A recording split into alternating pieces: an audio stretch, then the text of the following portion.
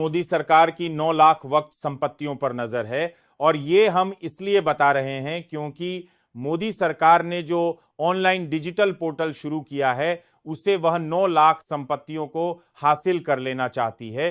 BJP के खतरनाक इरादे सामने आ गए हैं। क्यों आखिरकार इस देश के मुसलमान की हर एक चीज छीनने पर तुली है भारतीय जनता पार्टी। भारतीय जनता पार्टी के खतरनाक इरादे उम्मीद ऑनलाइन पोर्टल से पता चलते हैं।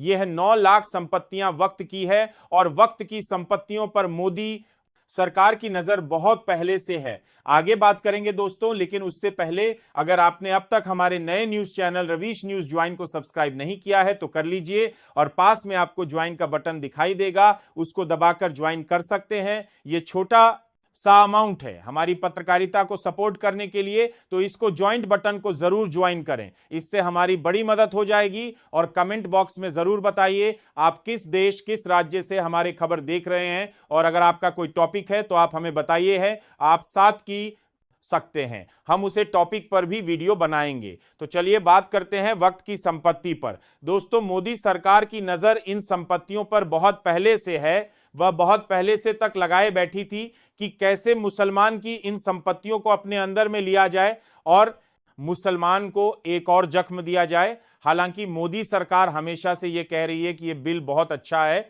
यह बिल्कुल वैसा ही है। दोस्तों, जैसे मोदी सरकार किसान बिल लेकर आई थी उस बिल को भी इन्होंने बहुत अच्छा बताया था, लेकिन हकीकत कुछ और थी। और आज भी मोदी सरकार देश के मुसलमान को लगातार झूठ बोल रही है।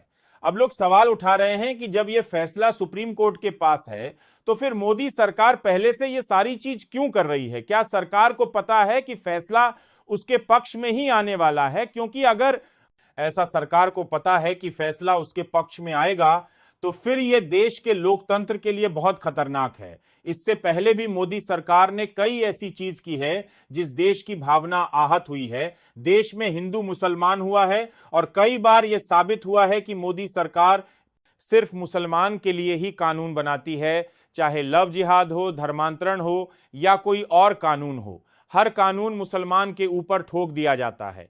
अब मोदी सरकार उम्मीद ऑनलाइन पोर्टल से उन 9 लाख संपत्तियों को हासिल करना चाहती है, जिससे कि उसको यह पता चलती है जाए कि आखिरकार कौन सी संपत्ति के कागज है और कौन सी संपत्ति के कागज नहीं है। आपको याद होगा मैंने आपको बताया था कि मोदी सरकार की नजर इस ऑनलाइन पोर्टल पर रहेगी। युग पोर्टल में वही संपत्तियां दर्ज होगी जिनके कागजात पूरे हैं और जिनके पास कागज नहीं है वह इस पोर्टल का हिस्सा नहीं बन पाएंगे। मतलब कि सरकार के लिए जानना बहुत आसान हो जाएगा कि किसी जमीन के वक्त के पास कागज है और किसी जमीन के कागज नहीं है। इससे मोदी सरकार को बहुत बड़ी हेल्प मिल जाएगी और मोदी सरकार किसी भी तरीके से ये से संपत्ति छीन की कोशिश करेगी। आपको बता दे यही वह बात है जिसकी वजह से सुप्रीम कोर्ट में यह मामला पहुंचा है, क्योंकि सरकार तो बहुत चालाक है, उसने सारी की सारी पावर मजिस्ट्रेट के हाथ में दे दी है। अब मजिस्ट्रेट अगर यह कह दे कि भैया इस मस्जिद की जमीन तो सरकारी है, उसके बाद आपके पास क्या ऑप्शन रह जाएगा? आप कोर्ट में जाएंगे, कोर्ट में लंबा कैसे चलेगा और हो सकता है उसका फैसला मोदी सरकार के पक्ष में दे दिया जाए। इससे पहले भी कई ऐसे बड़े केसें हैं जो मोदी सरकार के फेवर में दिए गए जानबूझकर। तब सुप्रीम कोर्ट कानून, क्योंकि आपका सिर्फ एक मकसद है, अब वक्त की जमीन आप छीनना चाहते हैं मुस्लिम समुदाय से, क्योंकि रेलवे के बाद वक्त के पास सबसे ज्यादा संपत्ति है जो लोगों ने दान में दी है। अब दान में दी गई चीज पर आपकी नजर है, जबकि सारी संपत्तियां लोगों ने अपनी खुशी से मस्जिद तो को वक्त को दान में दी है। उसके बाद भी मोदी सरकार इस चीज को नहीं सुनती और वह कहती है कि भाई इतनी पुरानी जमीनों के कागज लेकर आओ। अब अगर कह दिया जाए कि ताजमहल के कागज लेकर आओ तो उसके कागज तो नहीं होंगे, लाल किले के कागज लेकर आओ तो उसके ताजा तो नहीं होंगे। और याद कीजिए दोस्तों, जब बाबरी मस्जिद का फैसला दिया गया तब यह साफ साफ कहा गया कि यहां पर ऐसी कोई सबूत नहीं मिले जिससे साबित हो कि यहां मंदिर है, लेकिन क्योंकि इससे भावनाएं जुड़ी है इसलिए हम यह है फैसला मंदिर के हक में देते हैं। इससे भाईचारा और बढ़ेगा। यानी कि कोर्ट ने भी माना था कि वहां मस्जिद ही थी, तो आप वक्त की संपत्तियों को छीन की कोशिश कर रहे हो, वरना ऑनलाइन पोर्टल का कोई मतलब नहीं है। आपको याद होगा कुछ दिन पहले मुस्लिम पर्सनल लॉ का है, इसकी मान ही बोर्ड ने यह ऐलान किया था कि मोदी सरकार सुप्रीम कोर्ट का अनादर कर रही है और हम इसके लिए सुप्रीम कोर्ट जाएंगे, क्योंकि जब यह फैसला सुप्रीम कोर्ट में है संपत्तियों का, तो फिर ऑनलाइन पोर्टल के लिए इतनी जल्दबाजी क्यों?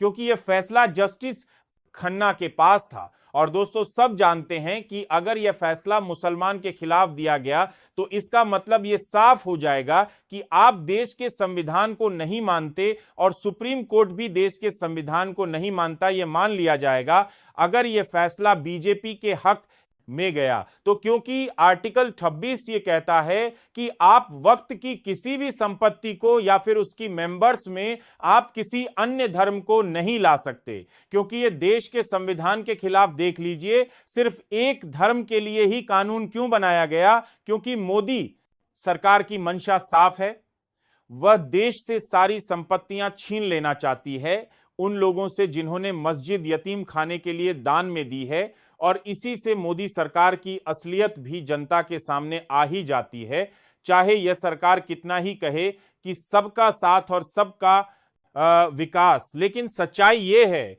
कि सबका साथ और सबका सत्यानाश वाली स्कीम पर काम कर रही है बीजेपी। यह तानाशाही नहीं तो फिर क्या है? आज वक्त की जमीन छीनी जा रही है, कल आम जनता की जमीन में भी छीन ली जाएगी। दिल्ली में हमने देखा कैसे गरीब लोगों के घरों पर बुलडोजर चला दिया गया। यह वही गरीब लोग हैं जिसे मोदी सरकार ने वोट मांगे थे और वोट मिलते ही बीजेपी ने उन लोगों के घरों पर बुलडोजर चला दिया। कौन लोग थे? वह जो कह रहे थे जहां जोगी वही मकान, खुद नरेंद्र मोदी थे। लेकिन आज गरीबों के सर से छत भी छीन ली गई और यह सारी चीज सरकार बहुत ही समझदारी से कर रही है। उसे पता है कि अब तो हमारी सरकार है, हमें वोट भी अच्छे मिले हैं, तो यह सारी चीज हम कर रहेंगे। गरीबों के घर तोड़ना, उनको सरकारी जमीन बता देना, वक्त की संपत्तियों को अपने हिसाब से छीना, यही बीजेपी का मकसद है। कृपया उम्मीद, ऑनलाइन पोर्टल का एजेंडा सिर्फ एक है कि वह किसी भी तरीके से यह 9 लाख संपत्तियों को छीन लेना चाहती है।